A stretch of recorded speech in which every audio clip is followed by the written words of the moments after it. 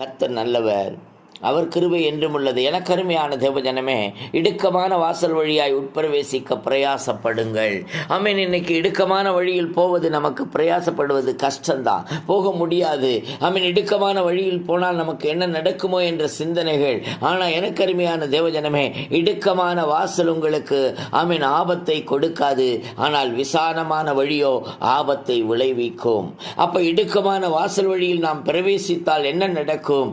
ஆமென். சோத்திரம். அந்த பரம ராஜ்யத்தை நாம் அடைய முடியும். எனக்கருமையான தேவஜனமே, அதற்கு நாம் என்ன செய்ய வேண்டுமாம்? விழித்திருக்க வேண்டுமாம். அல்லேலூயா. வேண்டுதலிலும் ஜெபத்திலும் தரித்திருக்க வேண்டுமாம். ஆமென். அடுத்தது, நடுக்கத்தோடும் பயத்தோடும் தேவனை சேவிக்கிற பிள்ளைகளாய் இருக்க வேண்டுமாம்.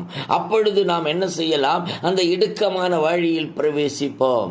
எனக்கருமையான தேவஜனமே, தேவனிடத்தில் நீங்கள் அர்ப்பணியுங்கள், இடுக்கமான வாசலில் பிரவேசிக்க.